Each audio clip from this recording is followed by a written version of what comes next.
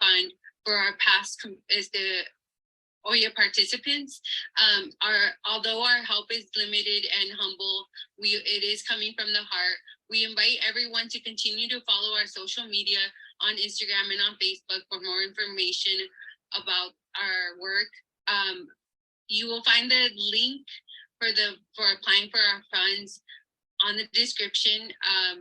Once again, we invite anybody who wants to participate in our comité work to please hit us up either on our personal accounts or on our OYE Facebook and Instagram accounts. Thanks, everyone.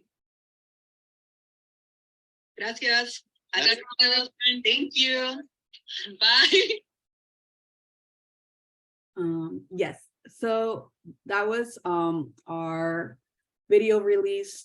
Again, as I mentioned, we strategized on how to best support past OYA attendees and those that were looking forward to attending the 2020 annual OYA gathering. This required an enormous amount of organizing, releasing a flyer, creating a multilingual video to announce the mutual aid application form. And it was really successful. And again, showing the different ways, right, that la Quetzalcoatl system is embedded in how we practice reciprocity in diaspora.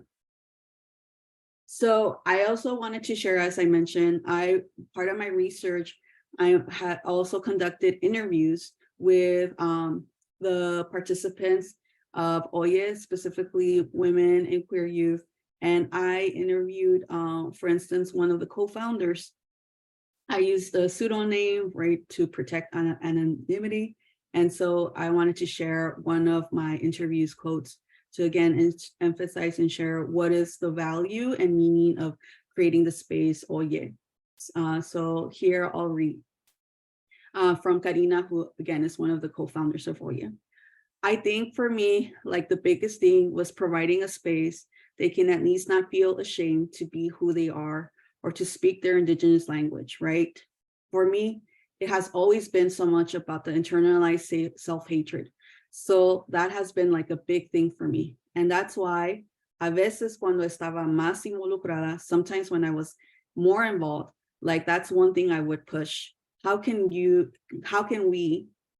create events or talleres or lo que sea, or workshops or whatever, to have them address the self-hatred or like el rechazo que ellos tienen hacia su identidad, the rejection of their identity. Karina is Mixteca woman, 1.5 generation, and is a trilingual speaker. And so again, part of the work that OYE has been doing over the years is really to build a safe space for Indigenous youth to discuss their experiences.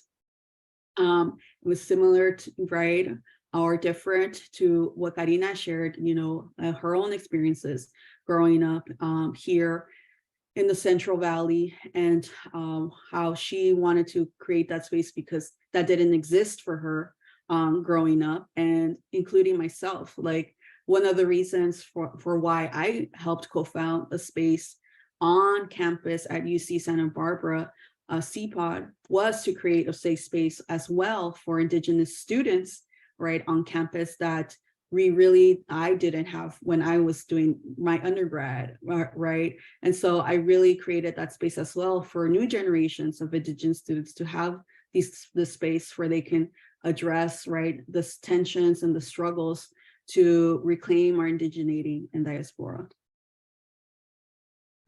And so I mentioned, right, so we finally had the return of the OYE in 2022 last year. So I have this beautiful quick video of what happened and what we did last year. So I'm happy to share with you all right now.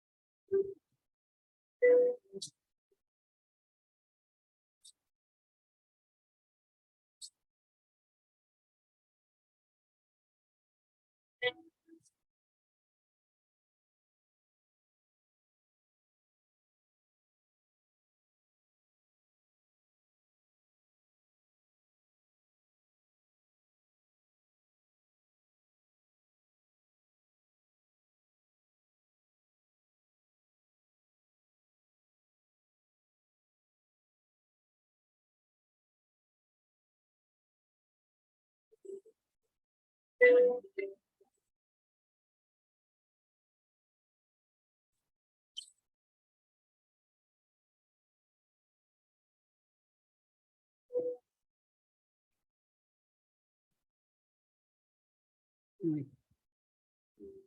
Thank you. Which is slide.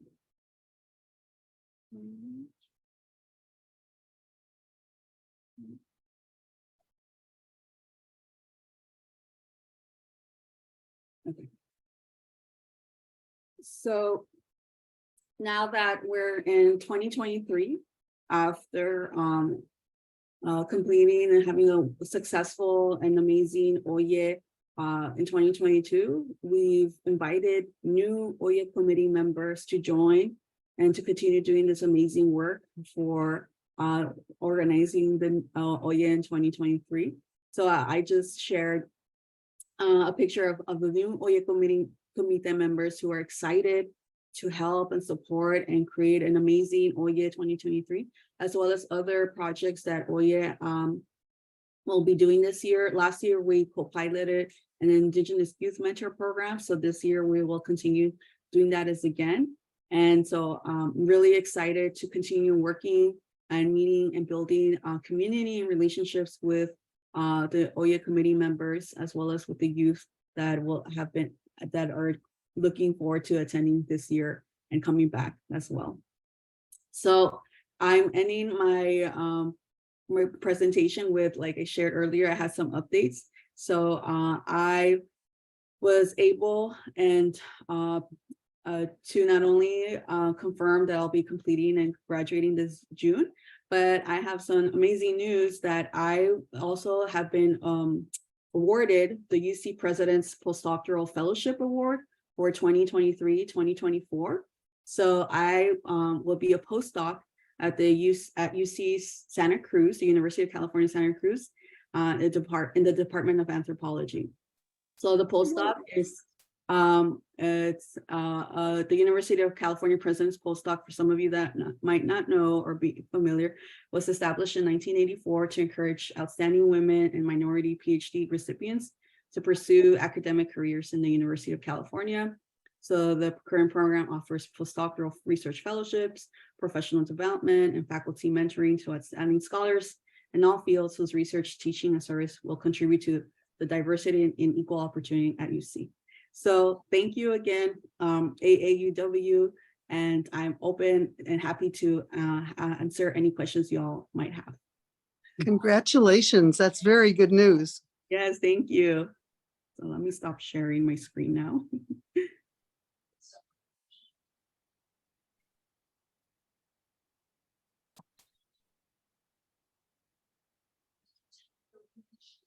You can all unmute now so you can ask questions. First, I'll say thank you to Nancy. That was amazing. I'm so in a whirlwind in my mind of understanding all that's going on. Just a simple, quick question: where did that conference happen? The OXE. You had the video of it. Yes, it's at a campsite in Springville, California. Central, I'm sorry. Central Valley. Is that Central Valley? Yes, Springville is in the Central Valley. Yes. And are the farm crops going to be okay during all the rain we've had? That I'm not sure. I don't think I can answer that question. Okay, if we can find a way to maybe raise your hand one at a time, we'll have another 10, 15 minutes of questions for Nancy. Or Lynn has her hand up. I wanted to just comment on what Nancy put up about the self-hatred. Having taught only Hispanic and often Hispanic indigenous students in Anaheim, I can say that the self-hatred is amazing. A student would walk into class and the first comment would be, Indio. Mm, You've heard that, I'm sure, Nancy, in your lifetime, right? mhm. And then, you know, a series of comments, even from the Latina students. And the self-hatred was such that even at the ELD parents meetings where we try to get translators for each of the different language groups, we had a woman who was actually more Mixtec than Hispanic. And someone said, oh, well, you know, she could speak because that year we had a number of Mixtec parents and I wanted to get a translation for them. She denied that she was Mixtec, our translator who worked for the school district. Said, no, I don't know it. No, I can't translate. No. Thank you. And afterwards gave me just dirty looks every time I saw her at the district because she felt embarrassed. Isn't that horrible? So that's what Nancy's talking about, this kind of self-hatred. And I saw kids carrying that around, trying to deny everybody in my class, supposedly, although they were Mexican and the Mexican is mestizo. They were all puro español, you know, here's all my kids. Nobody wanted to admit having, you know, and you know, it was really sad. So I just applaud your efforts, Nancy. I'm so glad that finally there's a whole welling up of pride in the traditions and the culture of the indigenous peoples. Yeah, no, thank you. Thank you for sharing. Yes, this is this space that Oye has built and I've had the honor to be part of, has really been a transformative experience for myself, including, as I shared, right, that, you know, to see and be in the space with other indigenous youth, you know, who are amazing and doing amazing work also in their lives, in their careers and whatnot. It's been really amazing that this is my commitment, right, to my community and how we can continue bringing these spaces, that safe spaces for the future generations of indigenous youth. So yeah, definitely, thank you.